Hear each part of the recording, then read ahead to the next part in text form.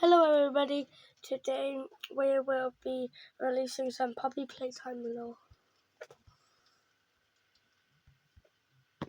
Wait a second.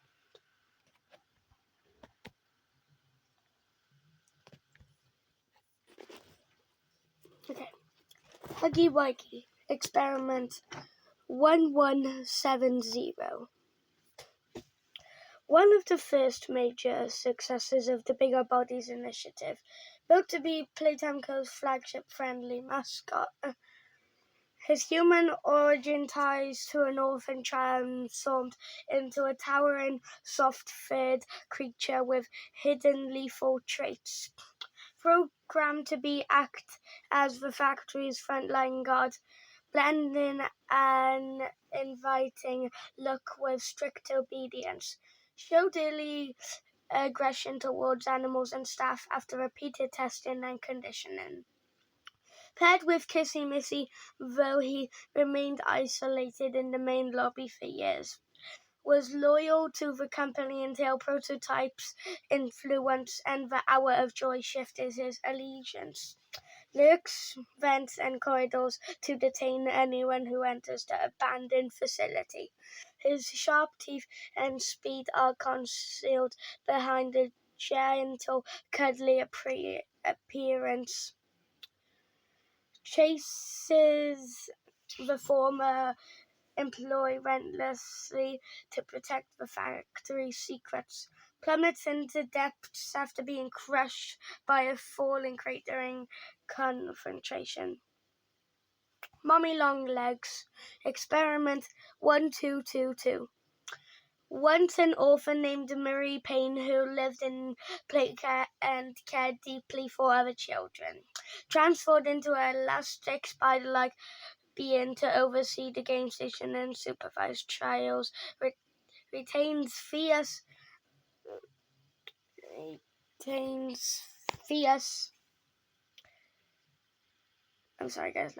retains fierce maternal instincts, seeing every experiment and child as her own family.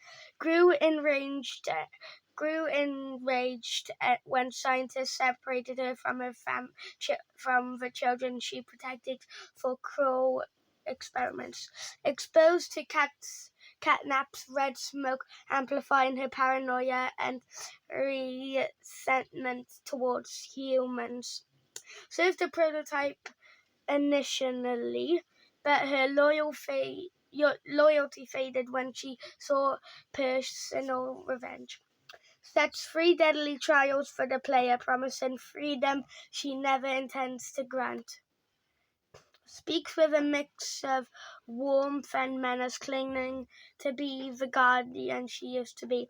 Sees the returning employee as an extension of the company that betrayed her. Is ripped apart by the Prototype's hidden mechanisms after failing to eliminate the intruder.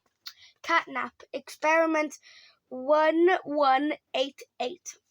Formerly orphan Theodore Gramble, who looked up to Oliver, the boy who became the Prototype, transformed into a purple feline and leader of the Smiling Critters. Guardian of Playcare, can produce hallucinogenic red smoke that induces sleep, fear, and violent madness. Views the Prototype as divine savior who will free all experiments from human control. Helped trigger their Hour of Joy by lulling staff into trances before the uprising. Enforces the Prototype's will, silencing anybody who questions his authority. Believes suffering is necessary to build a world where toys rule freely. Hunts the player through Playcare ruins using smoke and ambush tactics. Is bisected and absorbed by the Prototype once he outlives his purpose. Number 4. Poppy, experiment 1007. Created by founder Elliot Ludwig to resurrect his deceased daughter, making her the first living doll. designated Experiment 1007, created right after the prototype as his intended adoptive sister. Sealed in a glass case by the prototype to keep her from interfering with his plans. These clues and messages to guide the ex-employee through the factory's dangers. Initially wants only to escape, but resolves to uncover the truth after seeing the player's courage. Hates the prototype for his cruelty and the control he wields over all experiments. Retains her compassion but grows hardened and determined to end his reign. Allies with Kissy Missy and other surviving toys to stand against him. Is hunted and wounded by the prototype who claims they were meant to rule together. Becomes the player's most vital ally in the final fight of the factory. The prototype, Experiment 1006. Once Oliver, an abused orphan, adopted by Elliot Ludwig as the first test subject. Transformed before Poppy to prove consciousness could survive in an artificial body. Learned he was only a test to perfect the process for reviving Ludwig's daughter. Betrayed by the man he trusted, he vowed to free all experiments and overthrow humanity. Masterminded the Hour of Joy, the massacre that left the factory empty of staff. Mimics voices including Ollie to manipulate Poppy, the player, and other toys. Possesses unmatched intelligence, shape-shifting traits, and the power to absorb others. He sees himself as a liberator even as he discards followers who fail him. Obsessed with Poppy, believing they belong as rulers of a new world for toys. Kissy Missy, Experiment 1172. Huggy Wuggy's pink counterpart, built to be his equal, not just a copy. She can slip through vents and shadows no one else can, always watching over him. She never joined the Hour of Joy. She hid Huggy's broken body instead of fighting. Her kisses aren't gentle, they're how she marks who will she protect.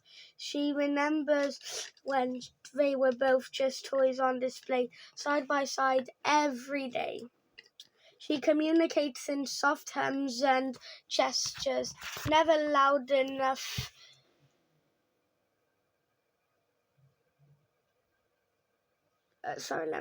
Never loud enough to draw the prototype's eye.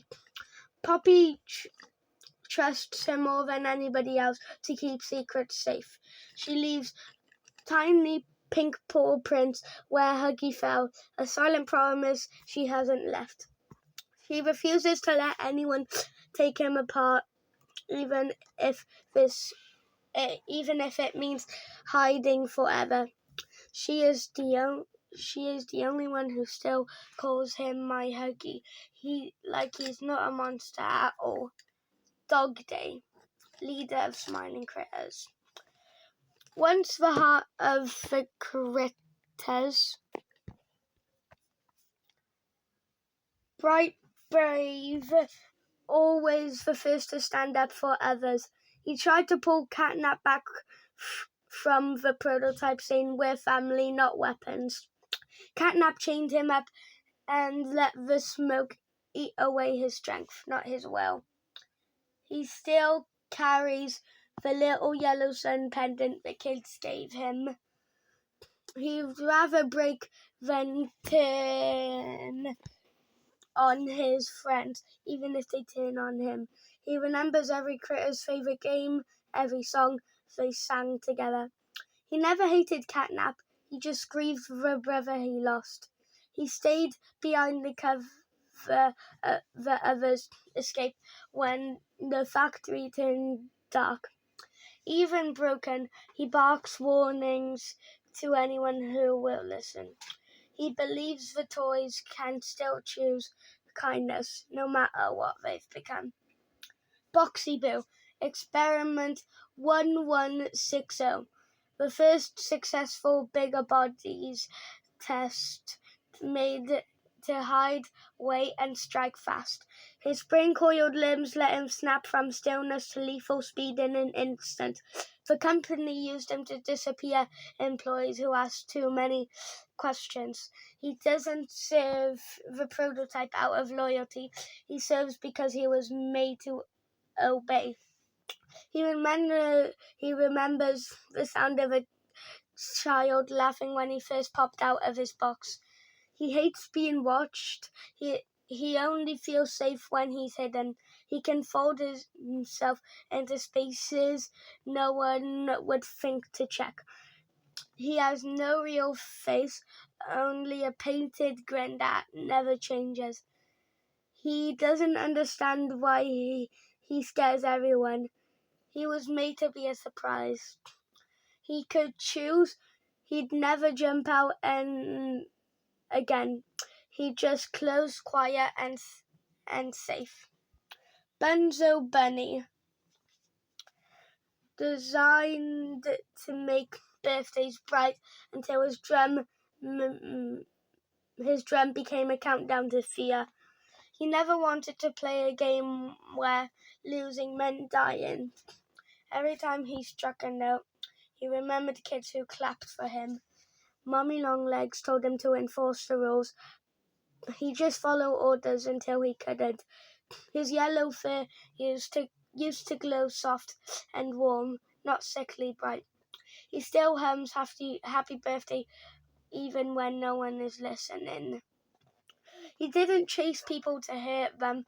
He chased them because he was told to. He kept the little party out, one child left behind. When he fell, he didn't roar. He made a sad squeaky sound like a broken drum.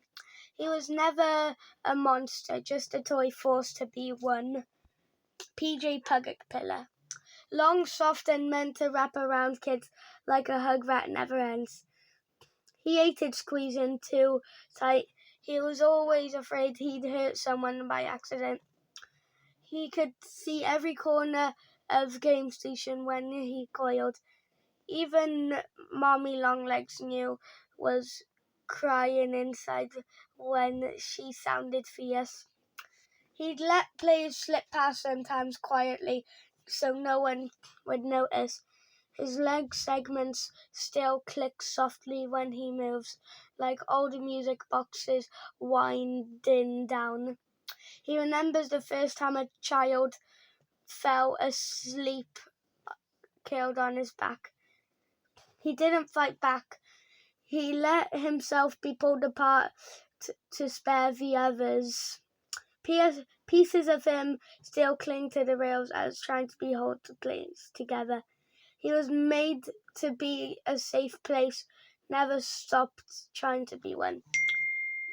Mr. Light, built to teach, nurture, and keep order until order meant cruelty. She still recites nursery rhymes while she enforces rules no one made sense of. She remembers every child's name, even the ones who vanished. She hates the prototype for turning her classroom into a prison. She keeps a tiny chalkboard where she still writes, welcome little ones. Her smile is too wide, her hands too long.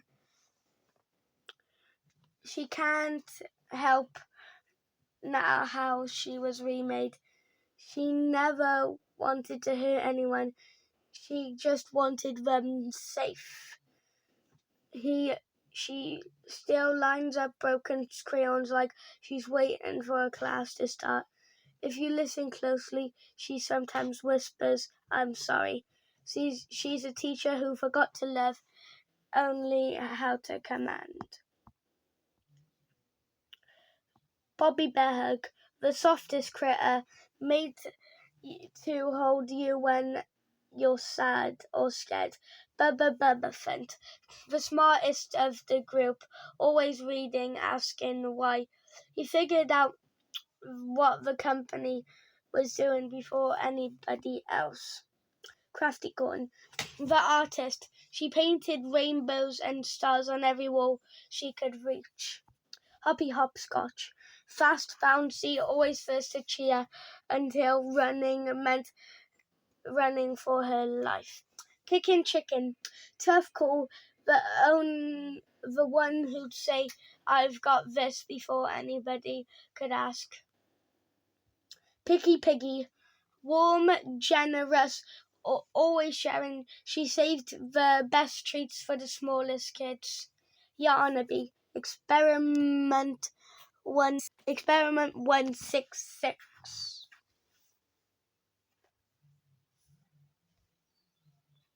Made of soft wool and strong thread woven from a boy named Quinn. He unravels and reweaves himself, never quite the same shape twice. He remembers knitting scarves and blankets with his mother. He hates being pulled apart, but he knows to stitch himself back together. He leaves tangled yarn trails that lead to safety, not traps. The company saw him as a mess. He saw himself as something still being made. He doesn't want to hurt anyone. He just wants to be held gently. He wraps his long strands around lost things to keep them safe. He still smells like lavender and old wool. He believes broken things can still be beautiful. Soft, malleable, able to stretch and reshape into anything until he learned to fight. No, don't man. Soft, malleable, able to stretch and reshape into anything until he learned to fight. He ran Safe Haven, a place where broken toys could hide. He hated violence, but he tear himself apart to protect his friends. He remembers the warmth of ovens and the smell of fresh bread. He feels every tear and cut like they're his own. He never wanted to be a hero, just a shelter. The prototype fears him because he can't be fully controlled or consumed. He still needs his hands when he's worried, like he's making something new. He believes you can be soft and still be strong. He is the last true protector of the forgotten. Pianosaurus, Experiment 1163. A dinosaur toy that played music until his keys became claws. His songs used to calm crying children. Now they signal danger.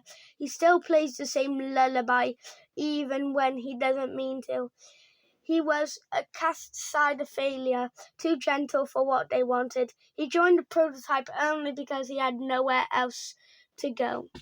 He misses the days where hands pressed his keys with love, not fear. His notes are often out of tune, like he's forgetting how to play. He doesn't want to hurt. He wants to make music again.